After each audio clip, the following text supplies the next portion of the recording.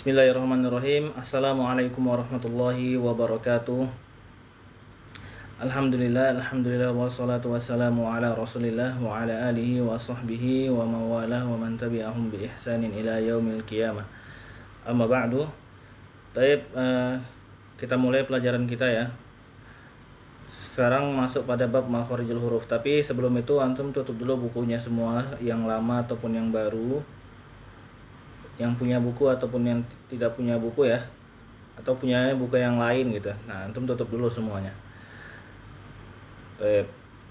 Atau yang punya screenshotnya gitu. Jadi ditutup terlebih dahulu. Soalnya nanti insya Allah ada beberapa pertanyaan. Sebelum kita lanjutkan ke bab makharijul huruf, kita murojaah sedikit dari bab yang awal. Siapa tahu kemarin ada yang tidak masuk ya, atau yang dari kelas talaki Senin dan Rabu. Nah, jadi masuknya di hari ini. Kita murojaah sedikit. Kemarin bab yang pertama mengenal huruf hijaiyah. Huruf hijaiyah totalnya ada berapa kemarin? 29 ya. 29. Nah, 8 gitu. Nah, ini pun tidak salah juga. Ini mungkin dari kelas Tamhidi ya. Ada yang menjawab 28. 28 itu tidak salah karena 28 bisa dibaca. Ingat, bisa dibaca. Satunya apa? Ya, satunya berarti tidak bisa dibaca. Apa itu? Lam alif. 29 totalnya huruf hijaiyah. Yang pertama namanya adalah hamzah. Loh, bukannya alif? Iya, yang pertama itu tulisannya memang alif tapi dalamannya hamzah. Paham ya? Dalamannya hamzah. Jadi alif itu hanya sebagai kiasan. Pertanyaannya, mana alifnya? Nah, alifnya ada di sebelum terakhir itu. Biasa ditulis dengan lam alif. Nah, jadi totalnya ada 29. Yang bisa dibaca 28. Satunya apa? Lam alif. Jelas ya? Satunya lam alif. Sampai sini jelas? Ada pertanyaan?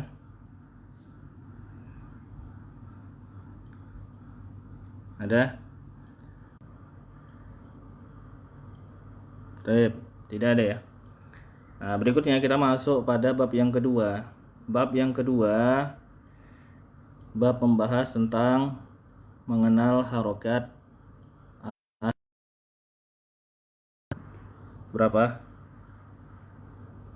Berapa jumlah harokat? Ada 3 ya. Jumlah harokat asli ada 3. Nah, kemarin ada yang nyebutin 4, 5 ya. Atau biasanya ada yang nyebutin 6 tuh.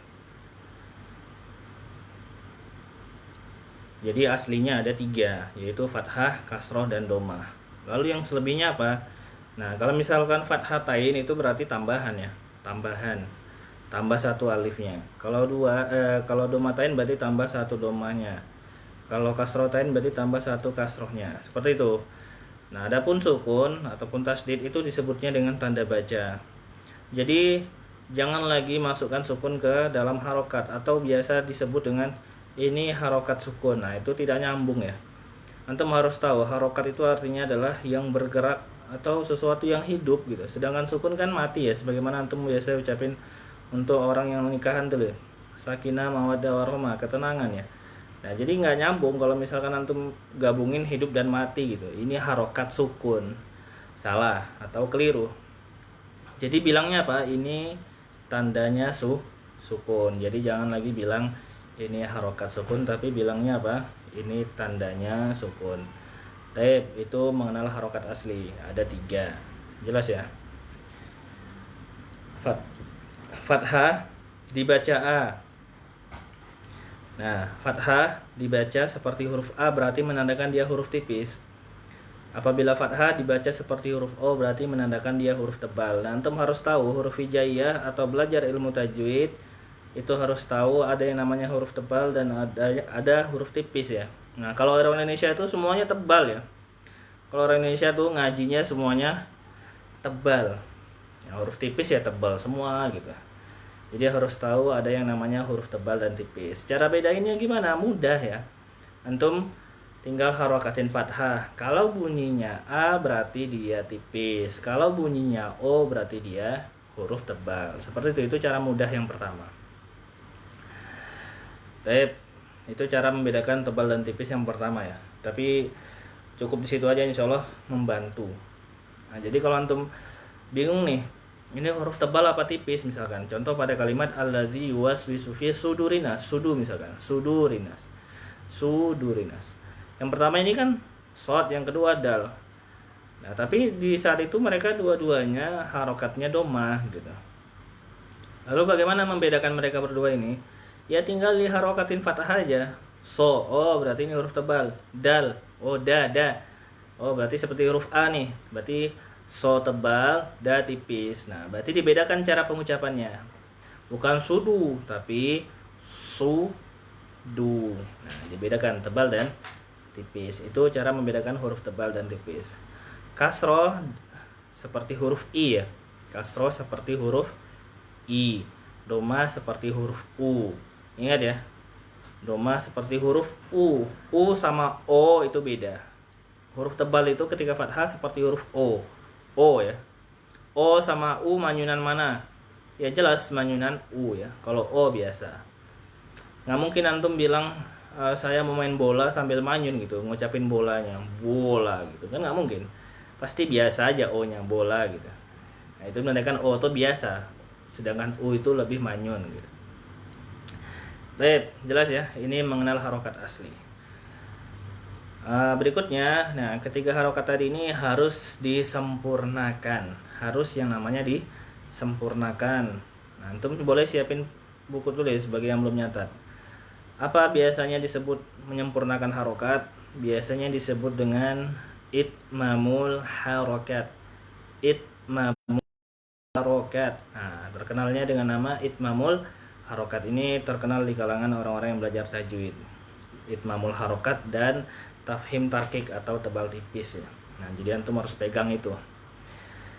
Nah, kenapa kok penting atau yang paling utama ini gitu, menyempurnakan harokat daripada yang lainnya gitu. Antum coba lihatlah, antum bisa baca Quran kenapa?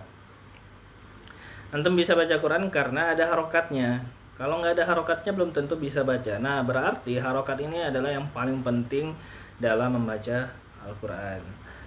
Nah, harus diapakan harokat ini? Tadi ya, disempurnakan ya. Harokatnya itu harus disempurnakan. Jelas nih. Nah, antum kalau mau hijrah bacaannya ya sempurnakan harokatnya.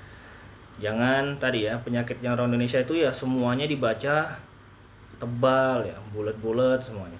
Padahal di situ ada nyengir, ada manyun juga gitu. Jangan dibacanya bulat semua gitu. Itu penyakitnya orang Indonesia tuh. Huruf tipis dibaca tebal. Nah, jadi kalau untuk mau hijrah pahami nih. Tiga ini simple ya, tiga ini fathah, kasroh, domah. Tuh. Tapi gara-gara tiga inilah bacaan antum bisa hijrah gitu, berubah. Tapi fathah dengan cara apa? Kalau di buku ditulis membuka mulut. Kasroh dengan cara menurunkan rahang bawah. Doma dengan cara memanyunkan kedua bibir. Itu secara teori. Tetap antum butuh praktek gitu. Nah, sekarang pertanyaannya, kenapa kalau antum butuh praktek? Anda mau nanya nih. Fathah itu kan tadi dibilangnya buka mulut. Kasroh diturunkan rahang bawah. Kalau dari segi praktek, siapa yang paling turun? Fathah atau kasroh mulutnya? Coba jawab di chat. Siapa yang paling turun? Fathah atau kasroh? Yang turun. Fathah. Ya, bukan kasroh, fathah ya. Antum coba praktekin tuh. I A U. I A. Siapa yang turun rahangnya? Yang justru turun rahangnya siapa? Nah, fathah. Nah, inilah pentingnya talaki atau praktek. Teori menyebutkan membuka mulut. Kasroh dibilangnya apa? Menurunkan rahang bawah. Dari segi praktek, fathah lebih turun daripada kasroh. Nah, gitu ya, itu pentingnya praktek. Jadi yang lebih turun siapa? Ya jelas harokat fathah. Nah, jadi gimana?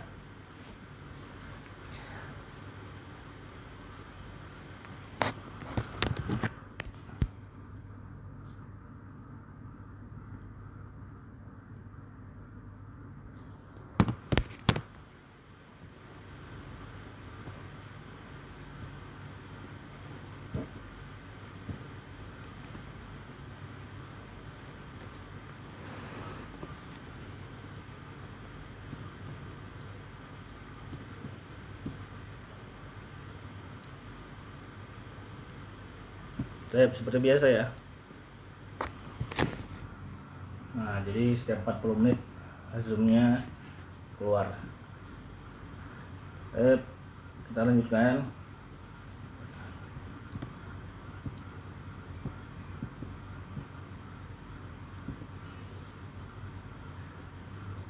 Jadi gimana contohnya? Ya seperti biasa dan yang kemarin sudah kita praktekkan ya. Intinya apa? Intinya nyengir seperti ini ya. I, A, U, I. Nah, nyengirnya ini harus maksimal. Karena pemula gitu. Antum kan kebiasaan nih, orang Indonesia ini ngajinya tebal bulat-bulat. Jadi ketika di awal-awal ya harus maksimal biar mengeluarkan antum itu dari yang bulat-bulat tadi, itu harus maksimal dulu gitu. I, A, U. Maksimal juga masih kurang ya kalau antum jarang dipraktekkan. Jadi harus sesering mungkin. Tandanya harus pipinya pegel. Dari bangun tidur sampai tidur lagi dipraktekin terus. Mulai dari sekarang kalau antum mau hijrah bacaannya dipraktekin tuh itmamul harokat. Jadi kesimpulannya apa? Prakteknya nyengir manyun. Nih I, A, U. I, A, U. I, A, U. Jelas ya? Dibalikin. U, A. Nah, A-nya harus stabil lagi, jangan U, A tinggi. I-nya bagus. U, A, I harus sama-sama bagus. Stabil ya, fathah kasroh. Ya, fathah dan kasrohnya harus stabil. Jadi cara prakteknya ya nyengir. Terus ada pertanyaan nih, nyengirnya semana? Nggak ada ya jawabannya. Jadi maksimalkan gitu. Kalau anak bilang secukupnya pasti bingung antum. Jadi nyengirnya maksimal ya. Kenapa kok maksimal? Karena masing-masing bibir kita itu beda-beda. Ada yang bukaannya gede, ada bibirnya kecil. Jadi maksimalkan gitu. Sementoknya itu di awal-awal harus seperti itu. Karena itu panjang ya. Kalau antum nggak maksimal di awal atau setengah-setengah nanti ngajinya bingung gitu. Huruf tipis kadang dibaca tebal. Nanti diingatkan lagi tipis lagi. Nanti nggak diingatkan jalan sendiri tebal. Nah ini dia. Jadi angin-anginan gitu. Karena latihannya kurang maksimal. Jadi antum cobalah latihan maksimal atau korbanin dulu seminggu awal ini gitu. Atau 2 mingguan. Ya jelas ya. Untuk memaksimalkan bibir tadi dan membuat bibir tadi itu terbiasa gitu. Efeknya apa? Antum bacanya jadi lambat gitu. Gak masalah, sekarang itu bukan seberapa banyak target bacaan antum ya. Jadi seberapa banyak jam yang antum pakai buat latihan itmamul harokat. Nanti kalau misalkan sudah terbiasa dalam jarak waktu 1 minggu atau 2 minggu itu sedikit ya, nggak sampai berbulan-bulan itu. Nah nanti setelah itu alhamdulillah antum bisa menikmati hasilnya. Jadi kalau antum mau bagus bacanya ya nggak sampai berbulan-bulan, sebulan kurang malahan itu bisa itmamul harokat. Tapi ya kalau suaranya putus-putus berarti itu sinyal berarti. Nah sampai sini jelas ya. Itu itmamul harokat. Nyengir manyun, bulat. O ya. Berarti I, A, U, O. O, U, A, I. Nah, jelas ya. Baik. Monggo silakan. Sampai sini kira-kira ada pertanyaan nggak? Jelas lah insyaallah ya. Terus di bawahnya itu ada dalil itmamul harokat. Wa kullu matmumin falan yatimma illa dhammi syafataini dhamma wa zun khifadin bin khifadin al fami yatimu wal maftuhu bil fathi fami. Nah, itu antum coba apa namanya? Coba antum perhatikan artinya itu loh. Biar antum sadar juga gitu di situ.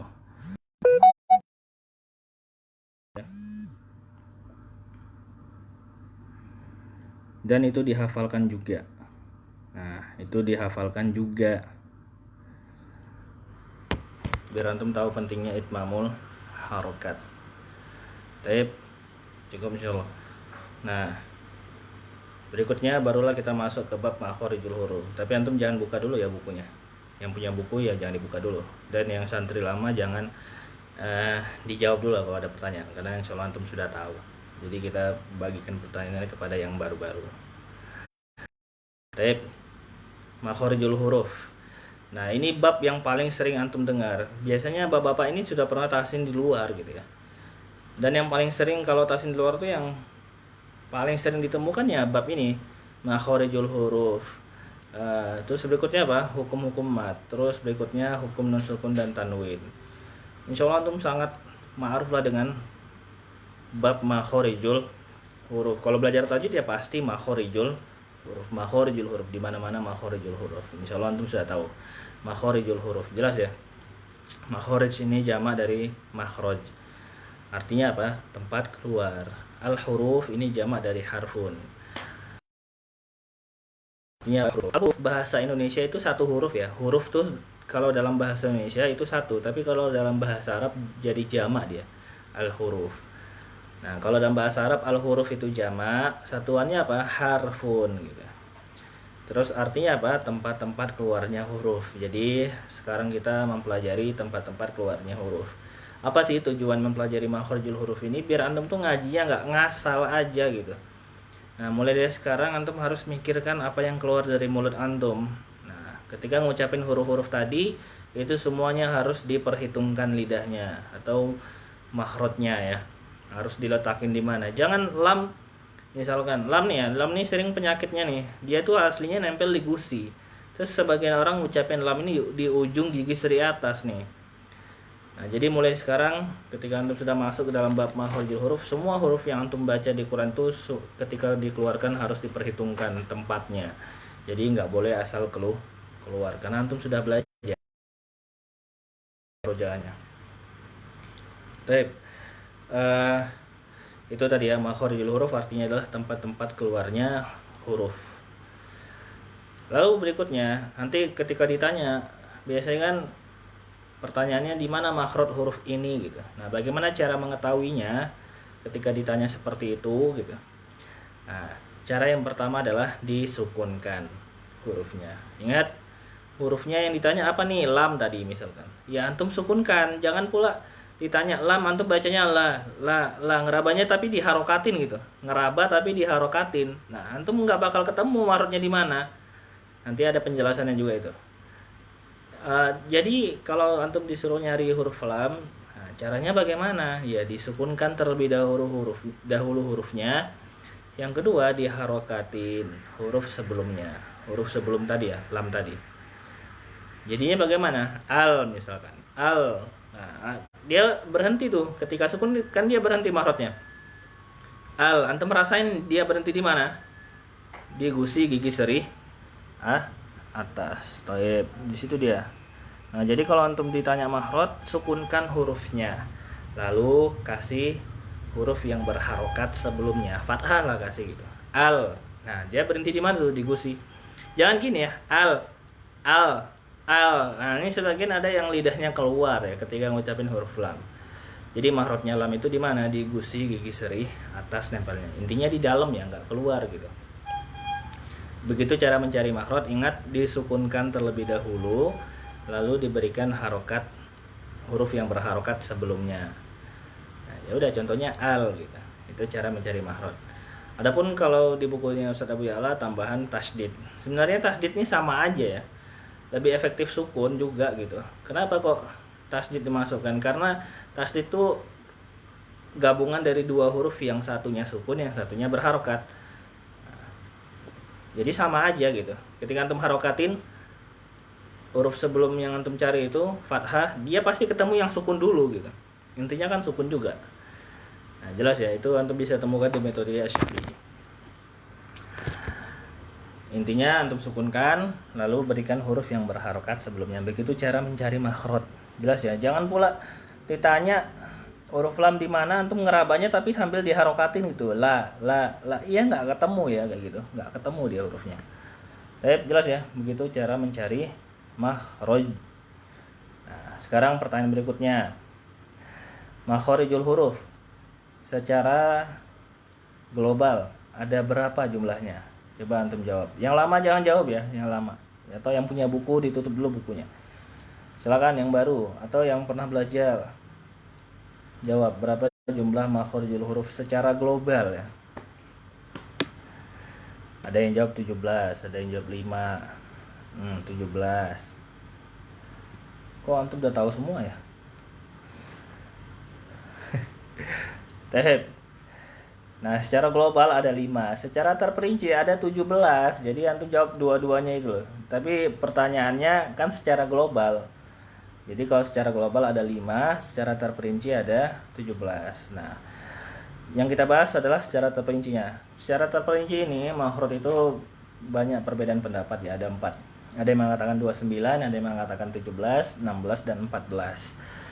Kita pakai yang berapa? Yang 17 makhraj. Pendapatnya siapa? Antum garis bawahi ya. Al-Khalil bin Ahmad Al-Farahidi. Lalu dipakai hingga sekarang ya oleh Imam Ibnul Jazari yang terkenal dengan matan Jazariyahnya.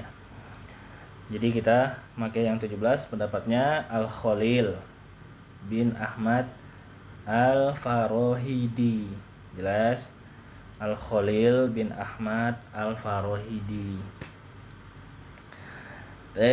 Jadi secara global ada 5, secara terperinci ada 17 makhraj. Yang 5 apa aja secara global? Ya tadi ya, al-jawf, al-halqu, al-lisanu, asy-syafatani, al-khaysyumu. Itu secara global 5. Terus 17-nya dapat dari mana? Nah, al-jawf makhrajnya 1. Al-halqu makhrajnya 3, al-lisan makhrajnya 10, asy-syafatan makhrajnya 2, al-khaysum makhrajnya 1, dan antum jumlahin tuh. Nah, jadi jumlahnya ada 17. Sampai sini jelas ya. Nah, sudah. Ingat secara global ada 5, secara terperinci ada 17. Pendapatnya siapa tadi? Al-Khalil bin Ahmad Al-Farahidi, lalu diikuti oleh Imam Ibnul Jazari yang terkenal dengan matannya matan Jazariyah. Nah, sekarang kita masuk pada makhraj yang pertama. Makhraj yang pertama namanya adalah al-jawfu. Al-jawf. Al-jawf artinya apa? Rongga tenggorokan dan mulut. Ingat, rongga tenggorokan dan mulut. Jelas ya? Nah, setelah itu ada berapa makhraj, berapa huruf. Itu biasa kan kayak gitu ya. Jadi makhraj dan huruf tuh dibarengi dengan judul. Jadi kalau ditanya al-jawf ada berapa makhraj, berapa huruf? Nah, jawabannya adalah 1 makhraj 3 huruf. Jadi kalau antum disuruh sebutin langsung al-jawf 1 makhraj 3 huruf. Jangan al-jawf hurufnya alif sebelumnya fathah, jangan. Jadi harus lengkap ya. Al-jawf 1 makhraj 3 huruf. Baru hurufnya sebutkan. Alif sebelumnya fathah, waw sukun sebelumnya dhammah, ya sukun sebelumnya kasroh. Jadi harus lengkap ya. Jangan pula ditanya al-jawf alif sebelumnya fathah langsung ke sana, jangan ya. Harus lengkap 1 makhraj 3 huruf. Nah, pertanyaannya adalah tadi kan kita udah baca judulnya ya, rongga tenggorokan dan mulut.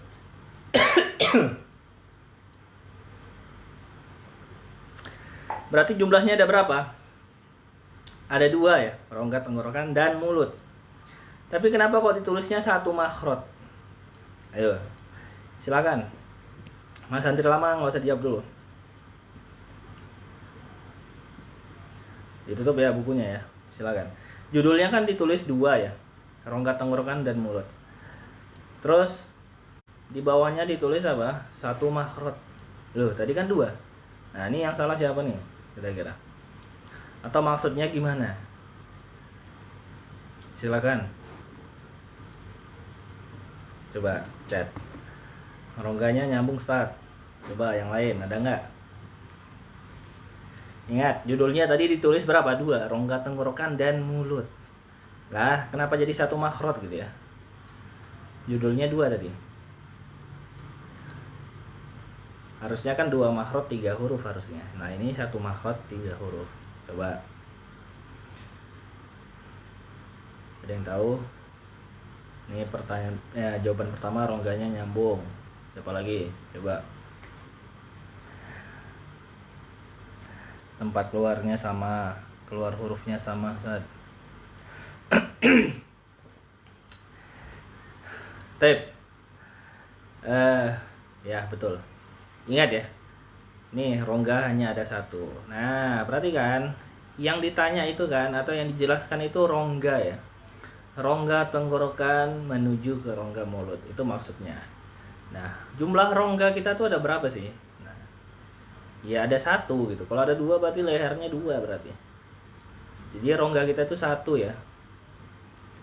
Yang dimaksud apa? Rongga tenggorokan dan mulut. Nah, yang namanya rongga itu ya satu, berarti benar ya, satu mahrot 3 huruf. Jadi rongga itu jumlahnya satu, benar.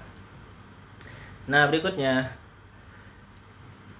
yang di pikiran kita selama ini adalah makhorijul huruf itu kan membahas tentang tempat-tempat keluarnya huruf atau bagaimana cara melatih huruf tersebut. Nah, sekarang antum bisa nggak ngucapin huruf-huruf al-jauf? Bagaimana cara melatihnya? Kalau huruf lam, 2 tepi ujung lidah hingga akhir ujung lidah menempel pada gusi gigi seri atas. Latihnya al, il, ul, atau la, li, lu, bisa dilatih gitu. Nah, sedangkan huruf-huruf al-jauf bisa nggak dilatih? Karena selama ini kan yang di pikiran kita kan ketika masuk bab makhorijul huruf itu berarti latihan huruf. Nah, sekarang bisa nggak hurufnya al-jauf itu dilatih? Coba, ada yang tahu nggak? Bisa nggak huruf-hurufnya dilatih? Hurufnya apa tadi? Alif, waw sukun, ya sukun. Bisa nggak huruf-huruf ini dilatih? Coba jawab, kira-kira. Ya, betul kan?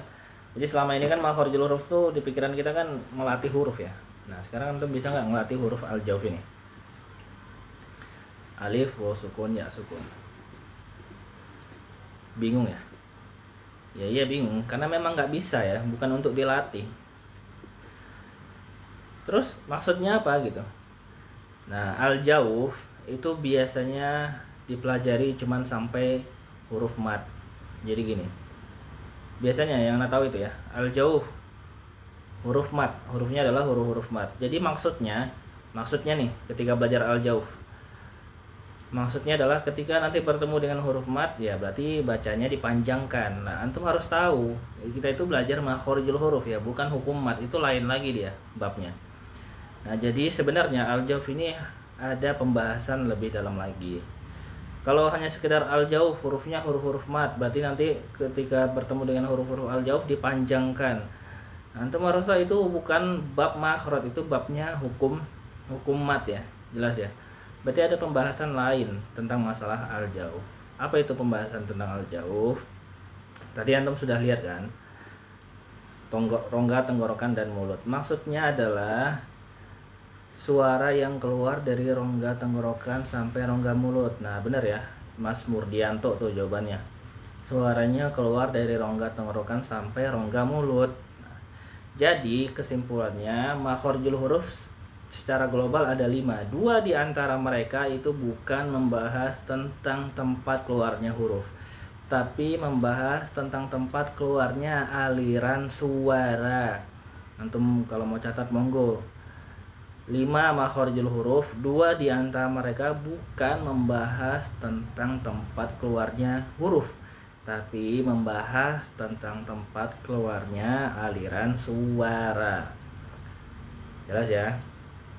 Suara yang keluar dari rongga tenggorokan sampai rongga mulut. Nih, kayaknya masih bingung. Antar dulu. Penting kan tulis dulu gitu. Baik. Sudah? Nah, contohnya al-khayshum. Satu lagi, al-jauf ini lawannya adalah al-khayshum. Al-khayshum antum tahu sendiri, dia itu adalah suara yang keluar dari rongga hidung. Nah, atau biasa disebut dengan gunnah. Al-jauf suara yang keluar dari rongga mulut. Jadi harus dibaca jelas. Berlawanan enggak? Satunya jelas, satunya lagi dengung gitu. Berarti berlawanan nih. Al-jauf lawannya adalah al-khayshum. Satunya harus dibaca jelas, satunya harus dibaca dengung gitu. Nah, kita masuk ke al-khayshum dulu. Anda mau nanya, al-khayshum hurufnya mim atau hurufnya apa? Mim dan nun. Pasti semua jawab mim dan nun. Gak ada satupun yang jawab ma dan na. Kenapa begitu? Karena mim dan nun ini masih huruf asli. Jelas ya? Al-khayshum hurufnya apa? Rata-rata menjawab apa? Mim dan nun. Gak ada satupun yang jawab ma dan na. Nah, lihat, mim dan nun ya. Satupun gak ada yang jawab ma dan na. Sebelum itu, antum harus tahu mim ini sudah dibahas mahrotnya di asyafatan. Nun sudah dibahas mahrotnya di alisan. Kalau tadi pikiran kita makhorijul huruf itu membahas tentang tempat keluarnya huruf, berarti pembahasan al-khoisum tidak ada. Cukup berhenti sampai pada asyafatan saja. Lah ini kenapa kok mim dan nun diulang sebanyak 2 kali? Mim sudah dibahas di mana tadi? Asyafatan, menempelnya 2 bibir atas dan bawah disertai gunnah. Udah tahu orang. Melewati asyafatan orang udah tahu mahrotnya mim. Nun, ujung lidah menempel pada gusi gigi seri atas. Nah, orang udah tahu mahrotnya di mana. Terus berarti selesai bab makhorijul huruf. Lah ini kenapa kok al-khoisum diulang lagi mim dan nun? Nah, berarti antum harusnya penasaran di situ gitu. Kenapa kok mim dan nun diulang sebanyak 2 kali? Sampai sini penasaran nggak antum? Itu harus penasaran di situ. Kenapa kok nun dan mim diulang 2 kali? Nah, karena 2 di antara mereka itu bukan membahas tentang tempat keluarnya huruf tadi, tapi membahas tentang tempat keluarnya aliran suara. Jelas ya? Jadi makhorijul huruf itu nggak melulu bahas tentang tempat keluarnya huruf. 2 di antara mereka itu membahas tentang tempat keluarnya aliran suara. Itulah kenapa mim dan nun diulang sebanyak 2 kali. Yang pertama yang dibahas tempatnya, yang kedua alirannya keluar dari rongga hidung. Itu loh penjelasannya. Jelas ya? Mim dan nun kenapa kok diulang 2 kali? Karena yang pertama yang dibahas makhraj di al-khoisum, yang dibahas adalah tempat aliran suaranya. Baik. Nah, berikutnya. Tadi kan Anda bilang al-jawf lawannya adalah al-khoisum. Terus gimana nih? Kita kan baca Al-Qur'an nih. Nun dan mim di Al-Qur'an kan juga memakai harokat. Contohnya innama contohnya. Innama. Ya kan? Itu nun dan mimnya memakai harokat tuh. Katanya tadi berlawanan. Jadi gimana 2 yang berlawanan digabungkan dalam 1 kali pengucapan? Itu gimana? Nah, ini bingung juga nih. Yang satunya gunnah, yang satunya nggak boleh gunnah. Tapi mereka satu di Quran gitu, na dan ma gitu. Di Quran mereka pakai harokat gitu, huruf nun dan mim. Terus gimana cara menggabungkan keduanya? Yang satunya gunnah, yang satunya berharokat, tidak boleh gunnah. Antum harus tahu ya. Harokat. Jadi intinya pada al-jawf itu adalah pada harokatnya, bukan pada huruf matnya. Kenapa? Karena adanya mat ya pasti adanya harokat gitu. Ada mat tapi nggak ada harokat ya lucu ya. Jadi pembahasan intinya pada harokat. Nah, berarti harokat ini harus dibaca jelas. Jelas tanpa ada gunnah pada harokatnya, jelas ya. Nah, nun harus gunnah, sedangkan harokat nggak boleh gunnah. Berarti gimana cara menggabungkannya? Bingung di sini. Nah, antum harus ingat makhraj asli huruf itu ketika sukun, jelas ya. Makanya tadi kan atau biasa kalau ditanya al-khoisum hurufnya apa? Mim dan nun, mim dan nun. Nggak ada satupun yang jawab ma dan na. Kenapa ma dan na nggak ada? Karena itu sudah tidak asli lagi. Mimnya bergabung dengan harokat. Nah, jelas ya. Jadi ketika sukun semua huruf itu kembali kepada aslinya. Ingat. Jadi ketika antum mau mencari makhraj ya sukunkan huruf tersebut. Ketika sukunlah semua huruf kembali ke rumahnya masing-masing. Makanya kalau ditanya al-khoisum hurufnya apa? Mim dan nun pasti jawabannya. Nggak ada yang jawab ma dan na, itu sangat jarang sekali ya. Pasti jawabnya mim dan nun. Nah, pertanyaannya bagaimana menggabungkan yang satunya gunnah, yang satunya jelas? Itu sebenarnya memang bikin bingung ya, tapi antum coba lihat nih. Ketika antum mengucapin huruf mim itu kan nempel dulu. Nah, ketika nempel itulah gunnahnya muncul. Ingat ketika sukun kan kembali ke rumahnya. Nah, ini huruf mim. Ini huruf mim. Enggak ada huruf ma, yang ada huruf Mahrotnya mim apa? Menempelnya 2 bibir atas dan bawah. Nah, ketika antum menempelkan itu, nah itulah mahrot mim. Ketika antum lepasin dia, ma.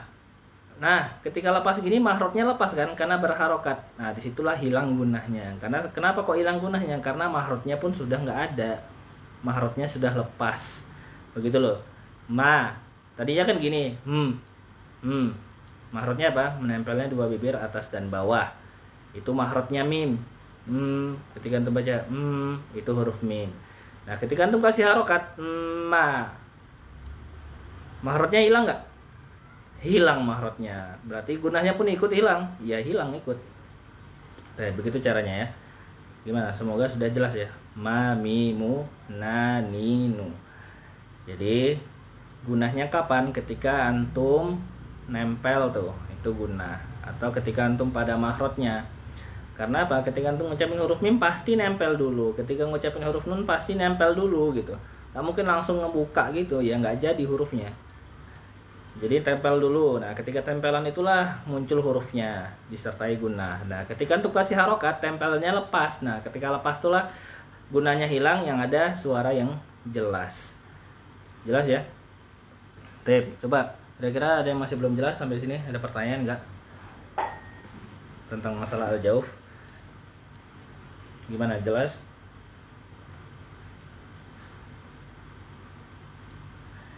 Antum tulis saja gini kaidahnya. Semua huruf yang berharokat harus dibaca jelas.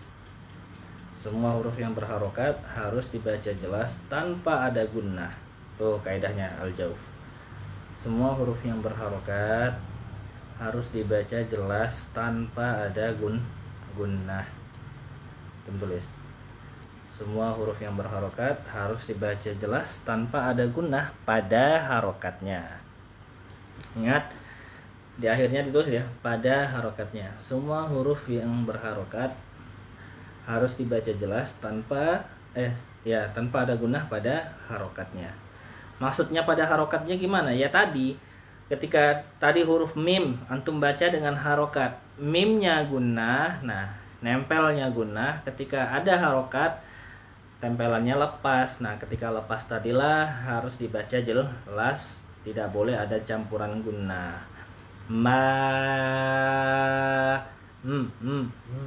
Nah, kalau gini antum hidungnya mampet. Ba. Nah, gini jelas dia. Jelas ya. Karena mahrotnya sudah tidak ada. Kalau dipencet hidungnya mampet, ketika antum kasih dia harokat ba, nah, sudah tidak mampet lagi. Karena gunahnya sudah tidak ada, hilang bersamaan dengan mahrotnya. Mahrotnya tadi kapan? Ya ketika menempel tadi. Baik, jelas ya. Kaidahnya apa tadi? Semua huruf yang berharokat harus dibaca jelas tanpa ada gunnah pada harokatnya.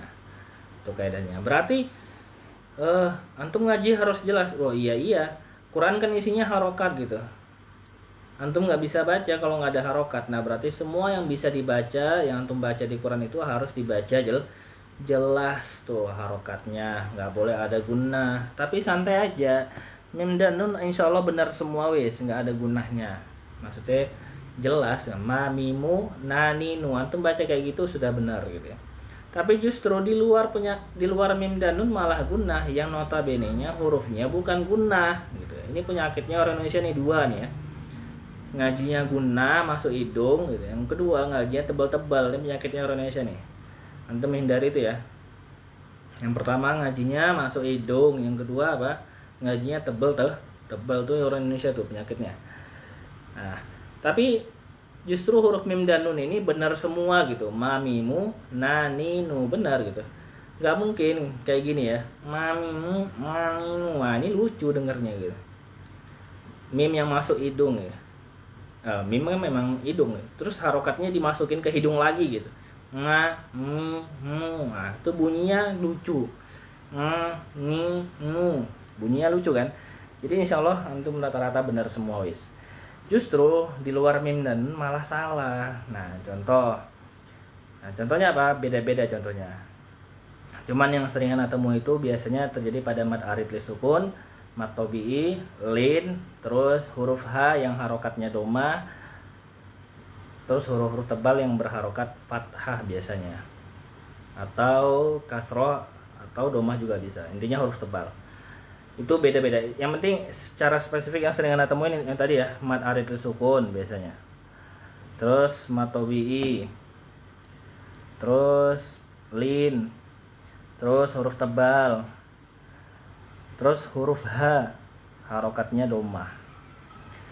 Nah, itu biasanya di situ terkena. Tapi masing-masing antum biasanya beda-beda kenanya.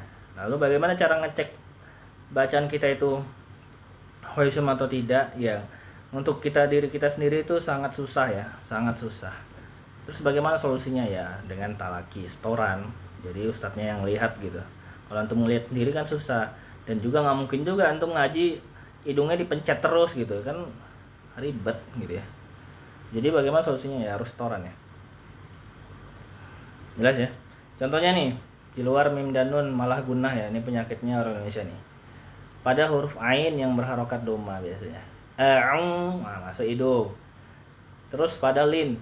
A'udzu billahi minasy syai syanya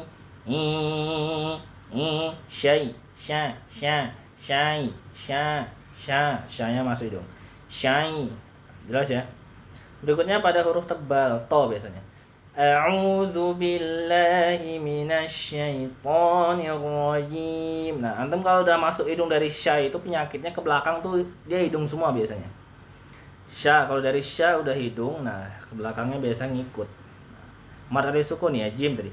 Jim. Padahal ji ini kan bukan gunnah, harusnya dibaca jelas. Jim. Nah, yang terakhir baru gunnah. Sebelum terakhir itu kan mat dulu ji-nya.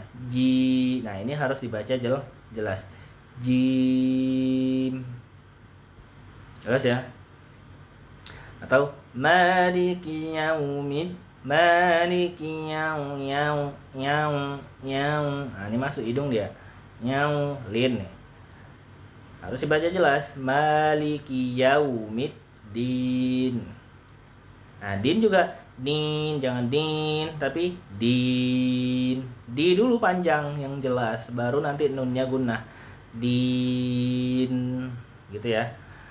Jadi semua huruf yang berharokat harus dibaca jelas tanpa ada gunnah pada harokatnya. Huruf mim dan nun ketika berharokat insya Allah semuanya benar. Justru di luar itulah yang malah salah. Yang notabene-nya mereka itu bukan memiliki sifat gunnah. Nah, itu yang antum harus khawatirkan. Baik, gimana? Jelas atau tidak? Silakan yang mau bertanya. Jelas nggak?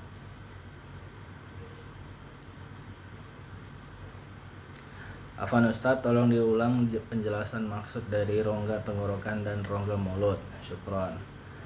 Tadi al-jauf artinya apa? Rongga tenggorokan dan mulut. Itu kan jumlahnya kalau antum pikirkan kan 2 ya, mahrot itu. Rongga tenggorokan dan mulut tuh. 2 tuh mahrotnya. Tapi ditulis kok jadi 1 mahrot. Di buku itu ditulis 1 mahrot ya. 1 mahrot.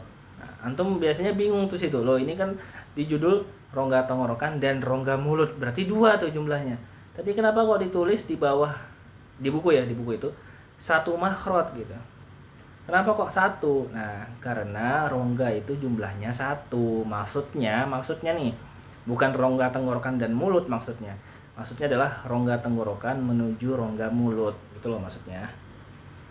Jadi rongga kita tuh jumlahnya ya 1 gitu. Rongga tenggorokan menuju rongga mulut. Apa yang sedang berjalan ya? Suara yang keluar dari rongga tenggorokan menuju rongga mulut. Nah, rongga itu jumlahnya berapa?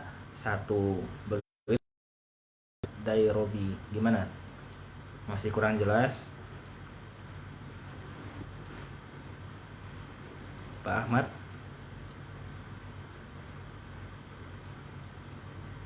Jadi rongga tenggorokan dan rongga mulut itu 1 ya. Maksudnya 1 gitu. Rongga tenggorokan menuju rongga mulut. Begitu ya, Pak Ahmad? Nah, silakan. Bagaimana penjelasan tadi, sudah jelas belum? Coba. Tentang masalah al-jauf ya dan al-khoisum. Gimana? Sudah jelas? Silakan.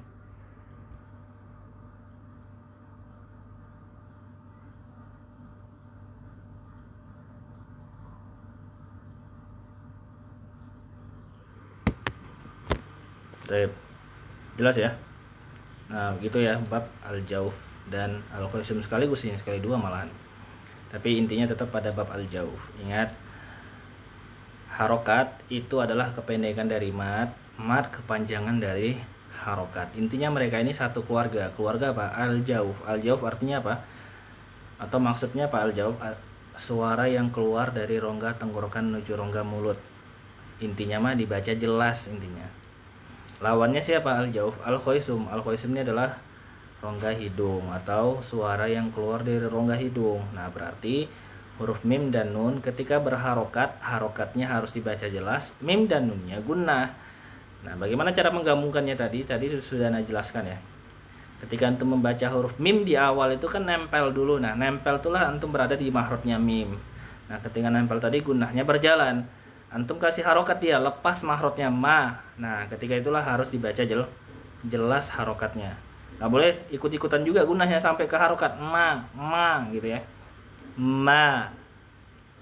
Nah, kalau gunnah ketika dikasih harokat ya, harokatnya harus jelas, nggak boleh ada ikutan gunnah di situ. Nah, nggak boleh gitu ya. Tapi biasanya huruf mim dan nun ini sih benar semua gitu. Ma mimu nani nu mudah. Justru di luar itulah penyakitnya baru muncul, padahal huruf-huruf di luar itu nggak ada gunnah sama sekali, malah digunakan. Malah ada pernah dengar ya, dari awal sampai akhir itu malah gunnah ya, padahal huruf gunnah itu cuma 2, mim dan nun. Contoh, Alhamdulillahi Rabbil Alamin Ar-Rahmanir Rahim. Nah, ini gunnah semua hidungnya masuk hidung semua bacaannya. Jelas ya, kayak gini nih keliru ya. Jadi gunnah itu cuma mim, hurufnya cuma mim dan nun. Baik, nah sekarang untuk perbaiki itu bacaannya. Jadi seperti itu ya. Gimana kira-kira jelas nggak penjelasannya? Monggo ditulis.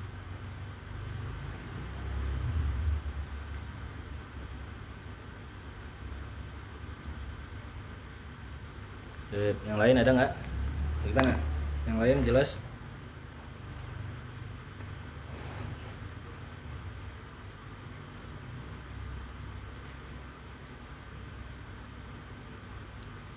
Intinya ngajinya jelas ya gitu ya. Karena kan antum ngaji pakai harokat tuh. Kalau nggak ada harokat kan bingung ngajinya. Nah, ketika antum ngaji dan bisa dibaca, disitulah semua huruf harus dibaca jelas. Tapi kalau misalkan sudah jelas, nah sekarang kita masuk ke bab berikutnya, yaitu bab al-halku. Bab al-halku artinya bab al-halku ini tenggorokan ya. Beda kan? Kalau tadi rongga tenggorokan, jelas tadi itu rongga. Nah, kalau sekarang tenggorokannya, kalau rongga itu kan seperti pipa ya. Nah, pipa itu di dalam tenggorokan kita kan jumlahnya 1. Nah, sekarang kita masuk ke tenggorokannya. Kalau rongga tadi al-jauf, kalau tenggorokan itu al-halku. Al-halku ada berapa makhraj, berapa huruf? Ada 3 makhraj, 6 huruf. Tuh, biasa kan kayak gitu ya. Antum ditanya al-jauf, sebutkan 1 makhraj 3 huruf. Hurufnya alif sebelumnya fathah, waw sukun sebelumnya domah, ya sukun sebelumnya kasroh. Jangan alif waw ya gitu aja ya. Itu simple banget gitu. Jadi harus jelas semuanya. Alif sebelumnya fathah, waw sukun sebelumnya domah, ya sukun sebelumnya kasroh. Begitu pula dengan al-halku. Ada berapa makhraj, berapa huruf? 3 makhraj 6 huruf. Berarti 1 3 3 6 ya. 1 3 al-jauf, 3 6 itu al-halku. 1 3 3 6. Ini antum harus hafalkan ya, wajib ya. Nah, tadi ada 3 makhraj 6 huruf. Makhrajnya apa aja namanya? Kita mulai dari tenggorokan bagian bawah cara ngafalinnya. Kenapa kok dari bagian bawah? Biar berurutan. Coba kita lihat bener nggak berurutan. Tenggorokan bagian bawah, terus tengah, terus atas. Di atas itu setelah tenggorokan bagian atas itu apa bagiannya? Lisan. Setelah lisan apa? Asyafatan, bibir. Setelah bibir, hidung. Jadi berurutan ya dari bawah. Ingat, tenggorokan bagian atas, setelah di atasnya apa? Ada lisan, di depan lisan apa? Bibir. Setelah itu yang terakhir adalah al-khoisum. Jadi kita ngafalinnya dari bawah. Tenggorokan bagian bawah bahasa Arabnya namanya adalah aqsal halki. Aqsal halki. Jelas? Aqsal halki. Antum jangan baca aqsal kholqi ya, itu jauh artinya. Inna fi kholqis samawati wal ard, itu lain artinya. Antum cuma nambahi titik aja 1, itu kemana-mana larinya. Jadi jangan baca aqsal kholqi, tapi bacanya aqsal Ha ya, pakai ha, halqi.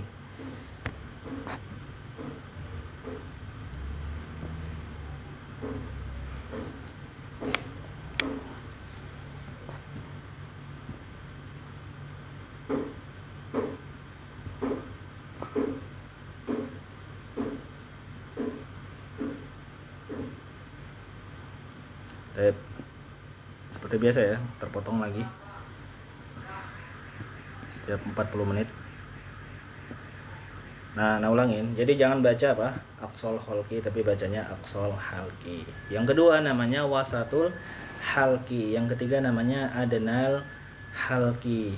Baik, dihafalkan ya bahasa Arabnya. Loh, kenapa ya harus bahasa Arab gitu? Kayaknya ribet gitu. Enakan tenggorokan bagian bawah, tenggorokan bagian tengah, tenggorokan bagian atas. Kenapa kok bahasa Arab? Salah satunya apa? Biar antum tuh nggak boros kata-kata gitu. Tenggorokan bagian bawah, ini kepanjangan ya. Aqsal halqi, dah simpel tuh. Tenggorokan bagian tengah, ini kepanjangan. Wasatul halqi, tenggorokan bagian atas, kepanjangan. Adnal halqi, itu simpel. Jadi pakai bahasa Arab enak, cepat ya. Aqsal halqi, wasatul halqi, adnal halqi. Selain cepat juga terlihat keren gitu ya. Apalagi antum kan bapak-bapak nih, wah bisa bahasa Arab gitu. Aqsal halqi, bahasa Arab bapak ini, padahal taunya itu aja ya. Ya, jadi biar kelihatan keren gitu, walaupun taunya cuman ya aqsal halqi gitu, wasatul halqi, adnal halqi. Selain singkat ya terlihat keren juga gitu ya. Nah, ulangin. Aqsal halqi, yang kedua wasatul halqi, yang ketiga adnal halqi. Baik, jelas ya, kita ngafalin dari tenggorokan bagian bawah tuh, diingat jangan dari atas, jadi biar berurutan. Nah, sekarang kita masuk kepada hurufnya. Nih cara baca hurufnya, perhatikan cara baca hurufnya. Sebelum kita cara baca hurufnya, untuk teorinya nggak dipikirkan. Kenapa? Karena jarang di murojaah gitu.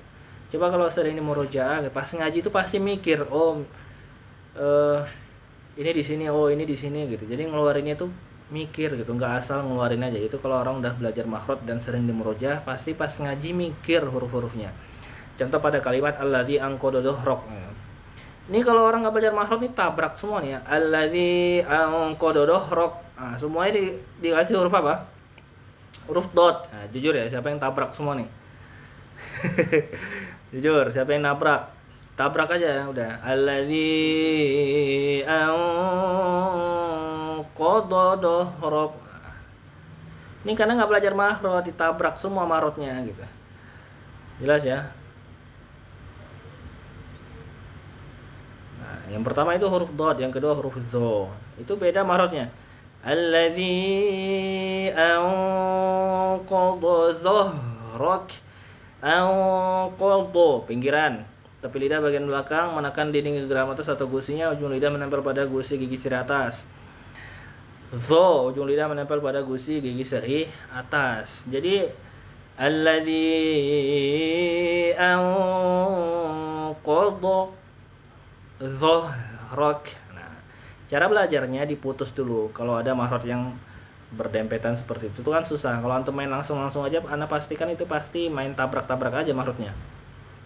Jadi kalau ada yang susah seperti itu, harus dipikirkan tuh makhrajnya. Dot di pinggiran, zo di depan, diputus ya. Allazi anqadha dulu, udah, baru dhahrok, udah, baru digabung semua. Anqadha dhahrok, udah jadi langsung ya. Tapi nanti kalau antum sudah belajar semuanya, dan begitulah orang-orang yang sudah belajar makhraj, pasti ketika ngaji mereka memikirkan tempat-tempat keluarnya huruf agar huruf itu keluar tidak sembarangan.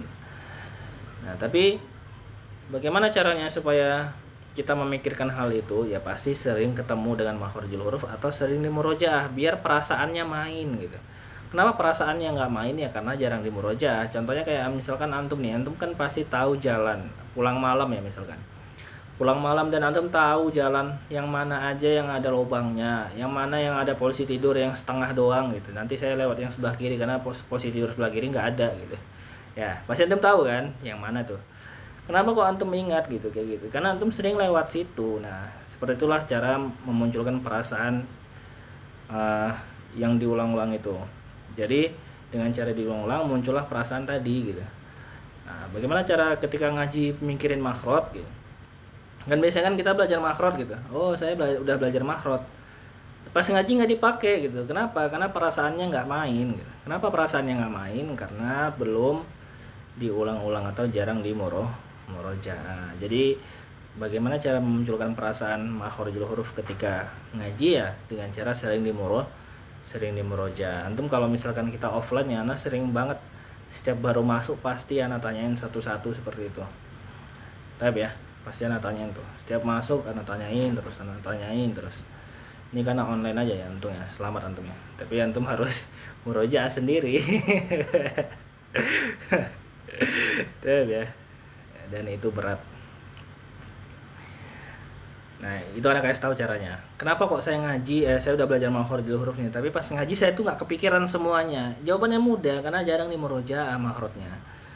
Kalau antum mau kepikiran ya pasti harus sering diulang-ulang belajar makharijul hurufnya. Nanti insyaallah kita pelajari lah caranya. Baik, sudah ya. Hamzah aqsal halqi, ainha wasatul halqi, ghain kha adnal halqi, itu dihafalkan. Pakai bahasa Arab ya, biar cepet gitu, nggak boros kata-kata dan kelihatan keren gitu ya. Walaupun antum cuma tahunya itu aja nggak apa-apa gitu. Nah, sebelum kita melatih hurufnya, kita harus tahu dulu kesalahan-kesalahan yang sering terjadi pada huruf-huruf al-halqu. Jadi kita nggak langsung latihan hurufnya, biar antum sadar dulu gitu. Yang pertama hamzah. Kesalahan yang sering pada huruf hamzah ini, biasanya huruf hamzah ini masuk hidung ya. Ini biasanya terjadi pada orang-orang yang logatnya Jawa. A-nya masuk hidung, A. Jelas ya? A. Yo aku gitu kan. A. Jadi ngomong A itu masuk hidung dia. Nah, ini antum harus tahu ya, ini paling susah nah benerin nih, yang hamzahnya masuk hidung. Baik, itu kesalahan pada huruf hamzah masuk hidung. Yang kedua pada huruf H. Kesalahan pada huruf H ini ngeluarin huruf H ini dari dada ya. Antum ngapain ngucapin huruf H dari dada? Capek, cepat habis napasnya. H gitu. Terus orang kaget juga gitu. Jadi nggak perlu ngeluarin huruf H dari dada gitu. Ngapain? Jadi biasa aja dari tenggorokan bagian bawah. H biasa. H nggak perlu H gitu ya. Nggak perlu H. Nah, ini salah nih, keliru. Kenapa? Karena huruf H tenggorokan bagian bawah harusnya, bukan dada ya. Tapi ngapain juga ngeluarin dari dada? Ngaji dari dada itu capek ya. Jadi ngucapin huruf H ya biasa. Itu kesalahan yang pertama, jangan ngeluarin dari dada. Yang kedua, huruf H diganti menjadi huruf H kecil. Ini penyakitnya. Baik, itu kesalahannya. H besar ya diganti menjadi H kecil, itu kesalahan yang sering terjadi. Ditukar gitu. Berikutnya tenggorokan bagian tengah. Huruf Ain ini biang kerok ya di al-halqu nih. Ain. Kita lewatin dulu deh. Kita H dulu. Nah, H, kesalahan pada huruf H ini adalah ketika antum ngucapin huruf H tapi ada ngoroknya dikit loh, atau ada getarannya. H. Ini salah nih ya. H ada getarannya. Ketika ngucapin huruf H tidak ada getaran, bersih. H gitu ya, bersih ya. Nggak boleh ada H, jelas ya. Ini sama aja kayak huruf Kho tapi versi tipisnya gitu. Jadi ketika ngucapin huruf H harus dibaca bersih ya, tidak ada getaran. Itu kesalahannya, getar. Ini sering terjadi juga. Nah, berikutnya nih huruf Ain. Huruf Ain kesalahannya adalah diubah menjadi huruf hamzah. A'udzubillah. Jelas. Yang kedua, banyak orang yang belum bisa ngucapin huruf Ain. Ini kesalahannya ya. Jadi antum harus latihan ini mah. Terus ainnya masuk hidung. Sebenarnya bukan ainnya masuk hidung ya, harokatnya masuk hidung sebenarnya. Tapi ada juga sih yang ainnya masuk hidung. Tapi yang anda perhatikan sepertinya ainnya benar, cuman pas harokat masuk hidung. Contoh, Antum kalau udah baca itu berarti harokat apa makhrot tuh? Coba jawab di chat. Ketika antum baca itu harokat atau makhrot? Coba antum tulis di chat. Nih ya. Nah, ketika anda baca itu harokat atau makhrot? Harokat. Nah, berarti yang masuk hidung huruf ainnya atau harokatnya? Harokat. Nah, berarti mudah ya.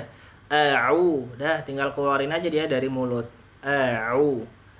Cuman yang kita fokuskan adalah latihan huruf ain nih, latihan huruf ain. Tapi berarti penyakitnya di harokat ya, di harokat penyakitnya. Tapi berarti mudah, tinggal keluarin dari mulut. Nah, berarti sekarang fokusnya adalah melatih huruf ain yang belum bisa. Bagaimana cara melatih huruf ain? Caranya antum boleh tulis. Jangan pakai a i u ba ya. Siapa yang pakai a i u ba? Coba tulis, ada nggak yang pakai a i u ba? Coba, Anda mau tahu sebanyak apa yang pernah pakai itu? A i u ba u an ani a na minal mu'nima i an ani a gitu. Coba, siapa yang pernah latihan makhraj pakai itu atau sekarang juga latihan makhraj pakai itu? Monggo ditulis. Tuh. Ada nggak? Ada?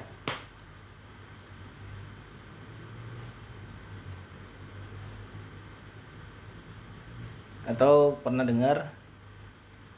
Pernah dengar nggak kira-kira? A, I, U, Ba, dan seterusnya. Pernah?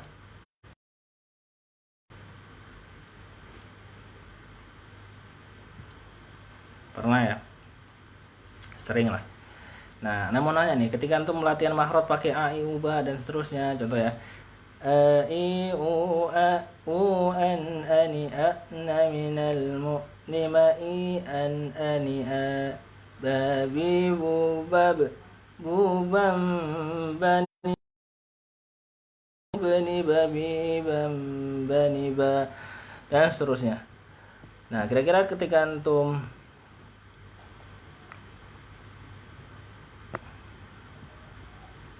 tip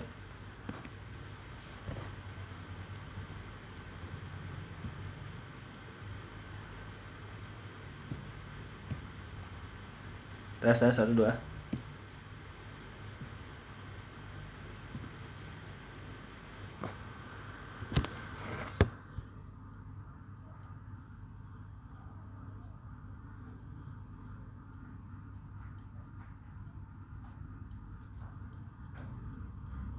Halo, tes 1 2, ada suaranya nggak?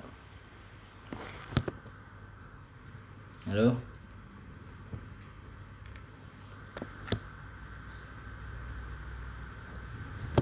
Tes 1 2, ada suaranya?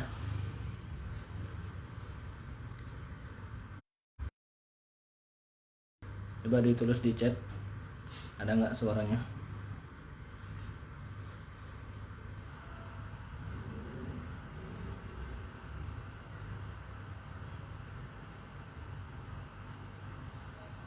Tip. Kita lanjutkan. Nah, ketika kita lanjutkan ya. Nah, ketika apa namanya? Ketika antum mendengarkan itu, jujur, antum belajar makhraj benar atau enak dengerin iramanya? Coba jawab.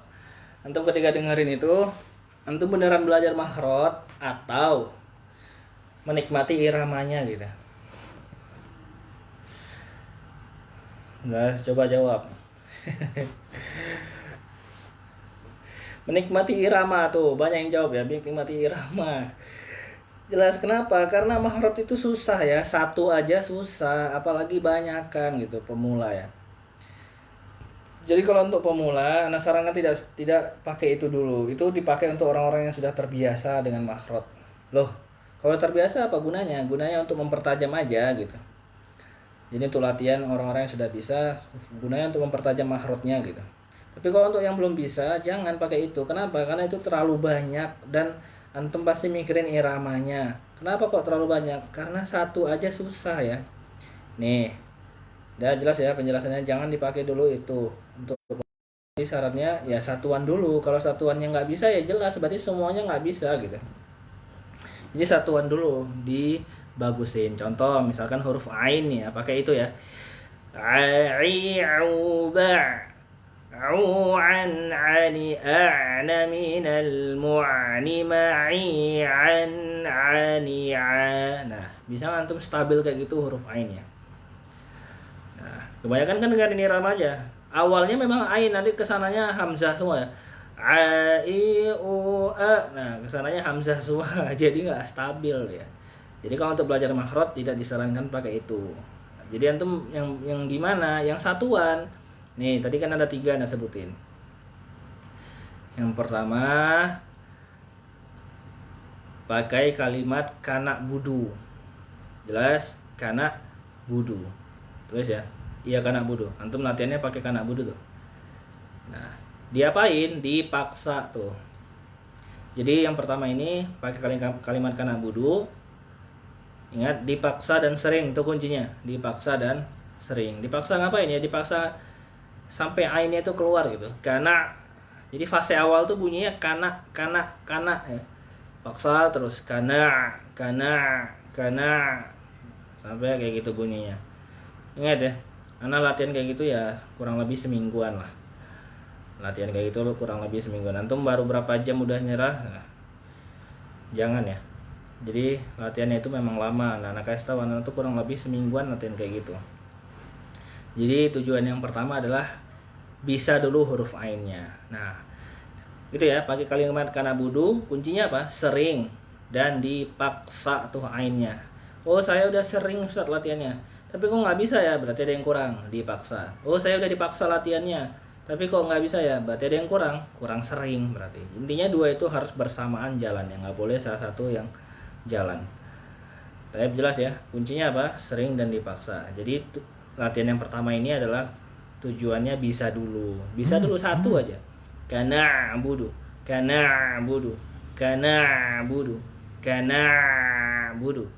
Yang kedua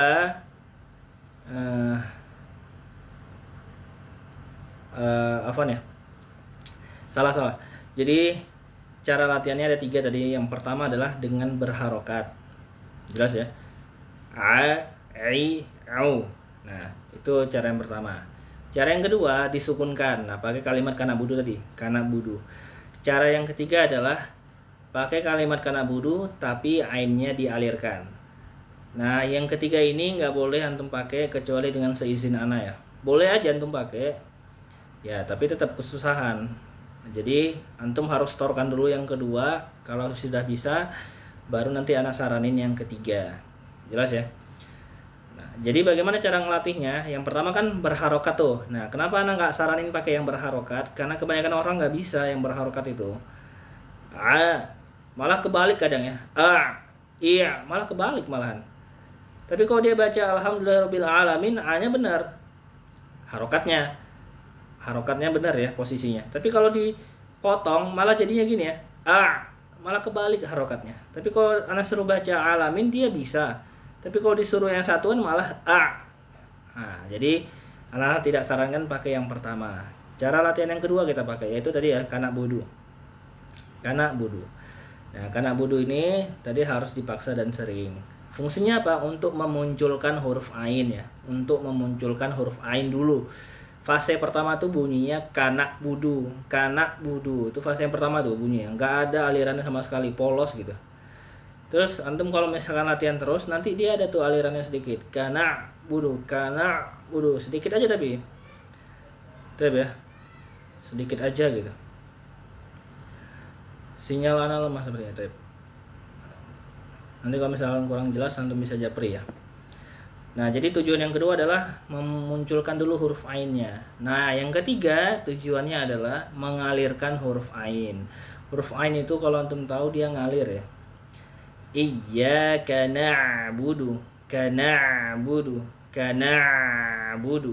Nah, itu PR yang ketiga, dialirkan sepanjang 2 ketukan atau 5 ketukan ya buat latihan. Nah, biasanya orang nggak kuat tuh, 2 ketukan aja kayaknya udah habis bensinnya. Contoh, iyyaka na'budu, udah nggak bisa dia terusin. Coba antum bisa nggak? 3 lah, nggak usah banyak-banyak, 3 gitu. Nah, kalau misalkan belum bisa ya memang harus yang kedua dulu. Jadi antum harus apa? Bisa dulu huruf ainnya, baru bisa ngalir. Jelas ya? Tep, silakan. Jadi antum di rumah pakai kalimat kana budu. Satu itu aja nggak apa-apa, tapi sering dan dipaksa terus ya. Harus maksimal lah usahanya untuk huruf ain ini, karena dia paling susah. Antum kalau ngeluh nih, anak ingetin ya, huruf hijaiyah itu 29. Antum lebih banyak bisanya daripada nggak bisa. Paling nih yang nggak bisa tuh ya sekitar 4 lah atau 5. Total 29 ya huruf hijaiyah, dan semuanya antum pasti bisa insyaallah. Tapi yang susah itu cuma 5. Nah, antum nggak layak ngeluh ya di situ. Kecuali ya yang mudah 5, selebihnya susah. Nah, itu antum layak dong ngeluh. Lah ini 5 yang susah. Ain sodotozo. Ain sodotozo ketika harokatnya kasroh misalkan. Ini agak sulit, tapi lebih sulit ain ya. Tapi jelas ya. Jadi antum latihan lah. Sedikit ini, satu huruf aja, ain.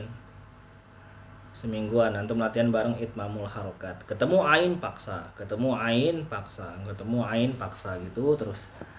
Tapi ya itu latihan huruf ain sudah kasih tahu. Yang pertama berharokat, yang kedua sukun, yang ketiga mengalir. Nah, jelas ya. Jadi yang ketiga ini jangan dipakai dulu kecuali seizin ana ya. Antum setoran dulu.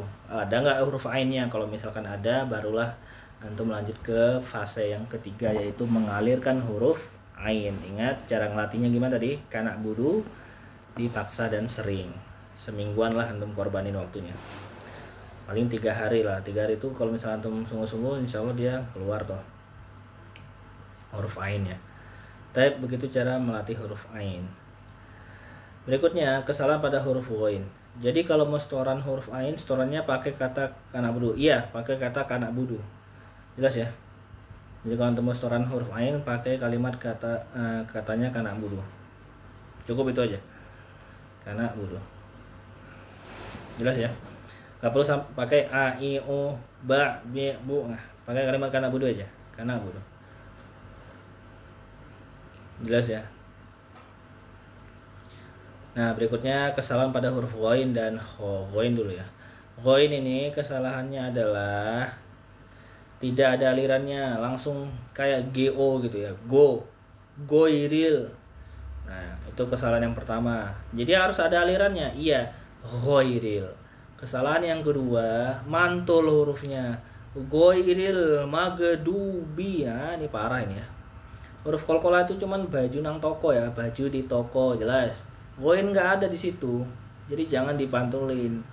Goiril magdubi ya, mantap deh ya. Jelas.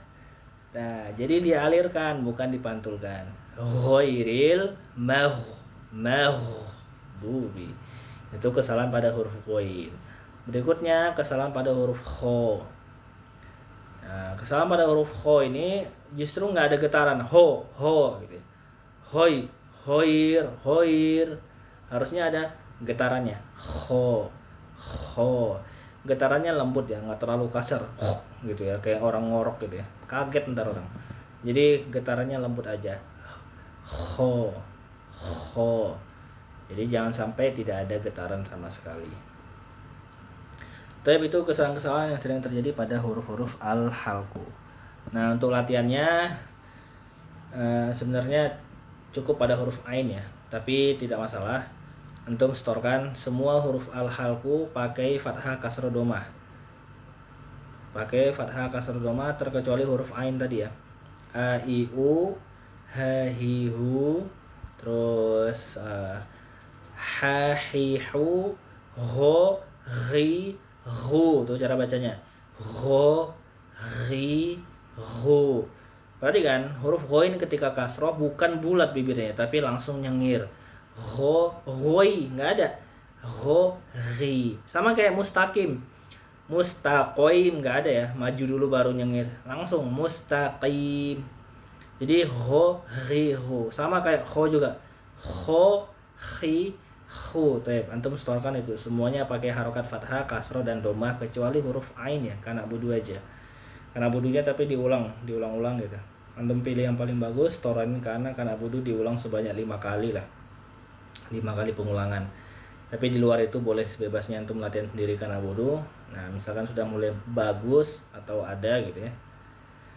Nah, antum setorkan kana minimal pengulangan kana wudunya 5 kali. Setorannya pakai audio apa video? Cukup pakai audio aja. Karena ini tidak menyangkut masalah bibir, hanya masalah tenggorokannya. Jadi pakai audio cukup. Tapi kalau untuk itmamul harokat, nah ini harus pakai video. Nah untuk al-halqu ini hanya audio saja cukup. Begitu ya Pak Usman Arif.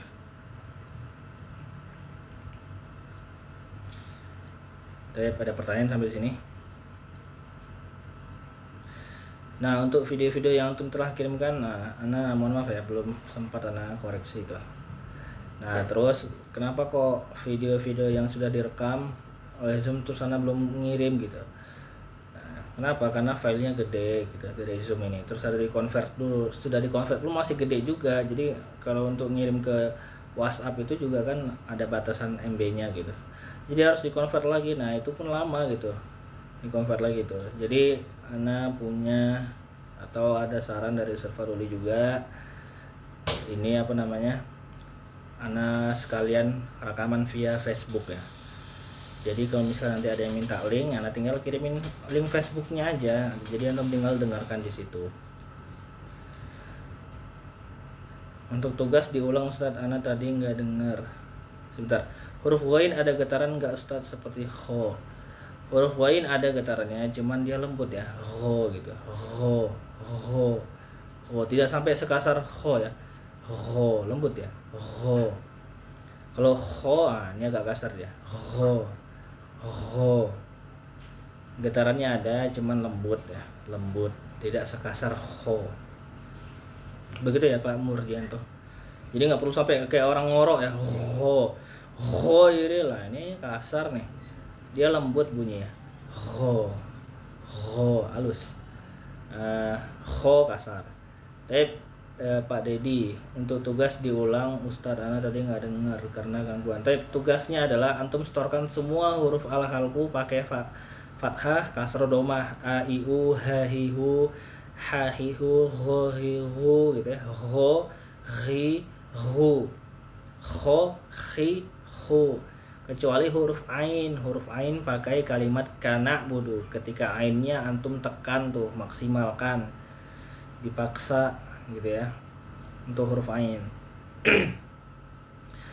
Berikutnya Ustadz tolong ulangi kesalahan mahrot H. Kesalahan pada mahrot H itu orang sering baca huruf H dengan getaran. Contoh H. Nah itu salah. Huruf H harus bersih dari getaran. H. Begitu ya Pak Muhammad Ferdiansyah. Silakan, ada lagi nggak? Kira-kira.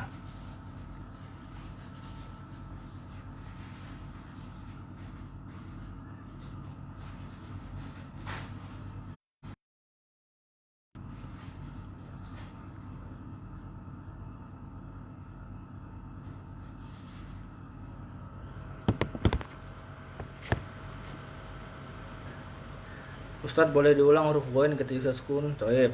Ghairil mau.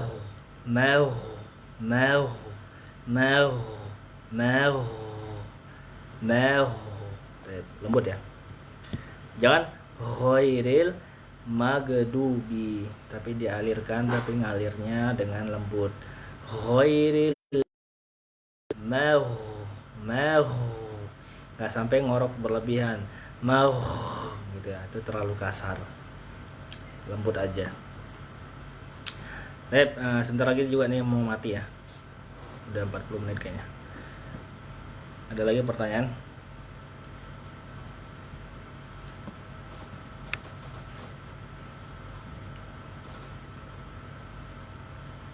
Jelas ya PR-nya. Nanti antum kirimkan itu huruf-huruf, latihan huruf-huruf al-halqu. Gimana? Ada pertanyaan nggak? Masalah al-jauf dan al-halqu.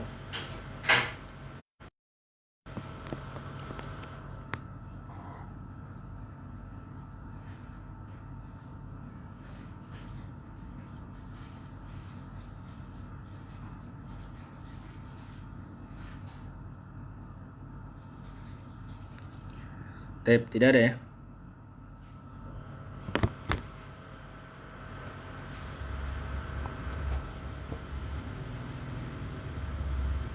Berarti sudah jelas.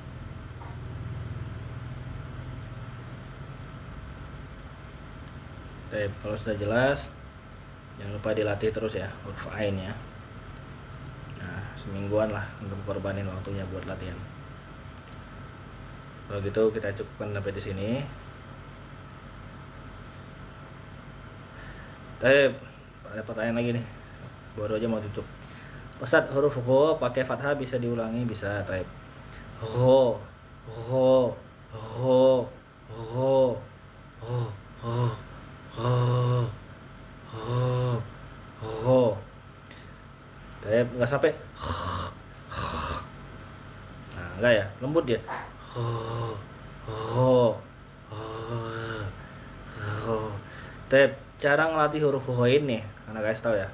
Kalau antum masih mampet-mampet ketika sukun nih, antum kumur-kumur pakai air tuh, kayak gelul gitu ya, di tenggorokan tapi selama 1 menit aja. Nah, kumur di tenggorokan 1 menit. Nah, 1 menit antum keluarin airnya, jangan diminum ya. Nah, antum coba praktekin tuh huruf koinnya. Biasanya lebih ringan dia. Biasanya lebih ringan. Antum cobain dulu. Tapi begitu ya, Pak Gaung. Pak Zainal Arifin, seperti itu. Jadi huruf koin ketika fathah lembut ya bunyinya. Ho, ho. Berikutnya Mas Murdianto, mohon diulang H besar sukun. Ah, ah. Gak perlu sampai ini dari dada nih ya. Biasa. Ih, gak perlu ih, biasa. Ih, ih, ih, gak perlu ih, Tep, begitu ya Pak Mas Murdianto. Biasa. Ih, ih, ada lagi nggak kira-kira pertanyaan sebelum ditutup?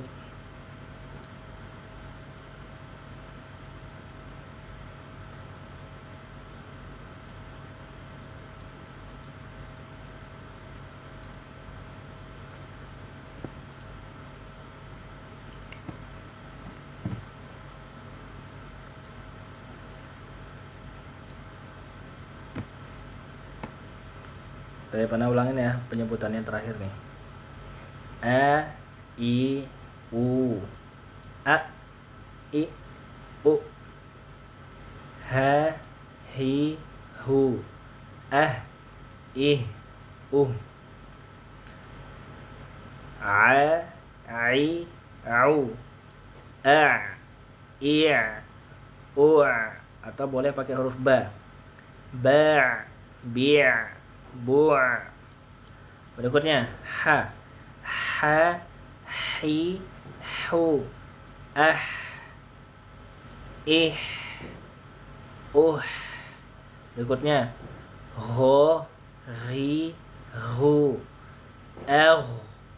ir, ho, hi, hu, ir, itu contohnya. Cukup insya Allah ya, sudah jelas ya. Ya, berarti antum tinggal latihan aja. Kalau gitu kita cukup sampai sini. Kita tutup dengan doa kafaratul majelis.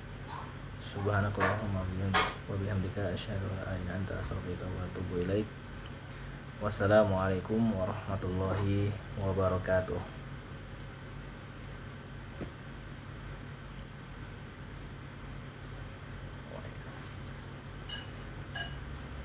Waalaikumsalam.